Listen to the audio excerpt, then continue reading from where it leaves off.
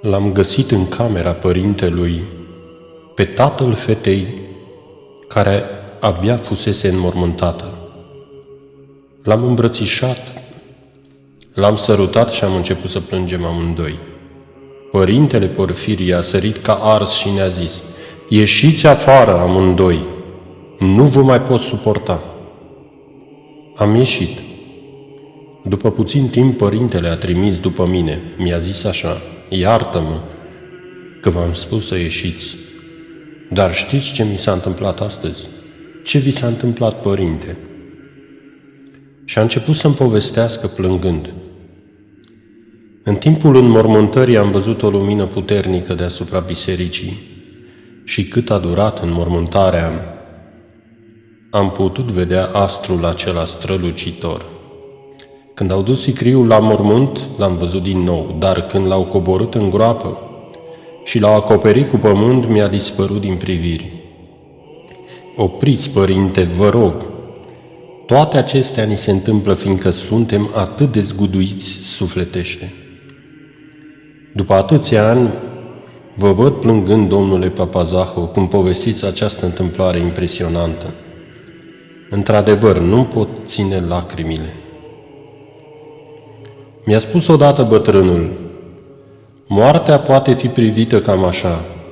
Închipuieți că ne aflăm într-o cameră a cărei ușă duce spre cealaltă cameră. Așa și noi, dacă aici suntem cu Hristos și dincolo vom viețui tot împreună cu El."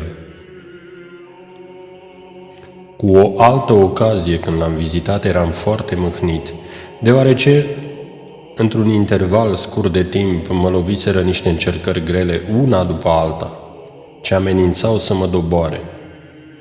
În acele clipe de mâhnire am găsit mângâiere și curaj într-un anume gând, pe care l-am dezvăluit și părintelui, de îndată ce am intrat în chilia sa.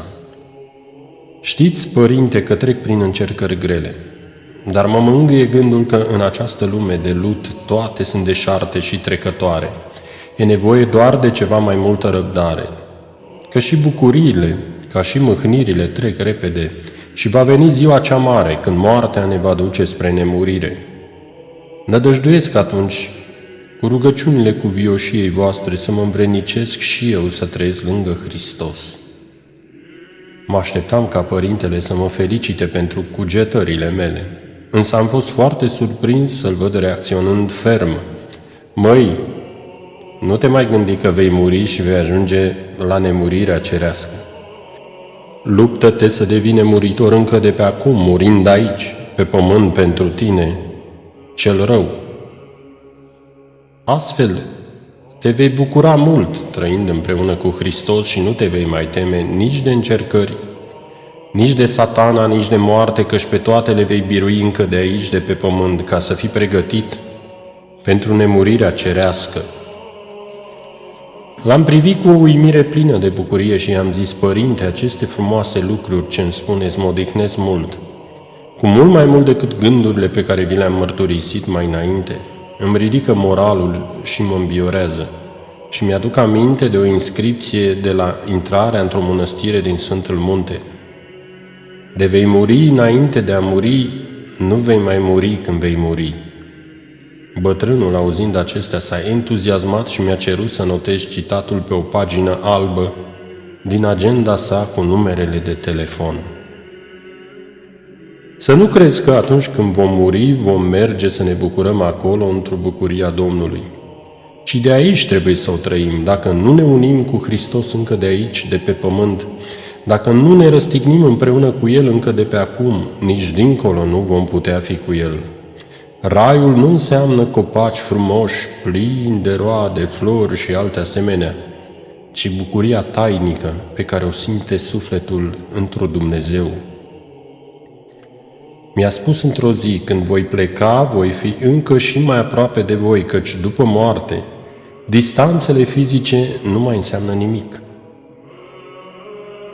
Mi-a explicat și cum putem să-i ajutăm pe cei adormiți ai noștri. Spunea să ne rugăm mult, să facem milostenii, binefaceri, să participăm la Sfintele Liturghii, dând pomelnice la Sfânta Proscomidie, cu numele celui adormit și să ne împărtășim cât mai des dacă se poate.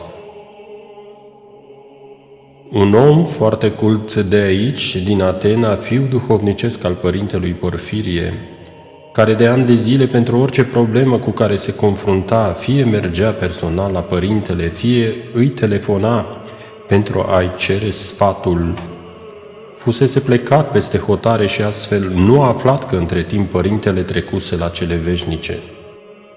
Când s-a întors în Atena, a avut o problemă în familie și a vrut ca de obicei să ceară sfatul părintelui. A ridicat receptorul, a format numărul de la chilia bătrânului și l-a auzit pe însuși părintele răspunzându-i. După ce l-a salutat și a cerut binecuvântare, i-a vorbit despre problema lui. Vrând să-i afle părerea, părintele i-a zis ce trebuie să facă și ce anume să evite. Omul i-a mulțumit și i-a zis în final: când voi putea, am să vin să vă văd, părinte. Ba să nu mă mai cauți, că eu am murit.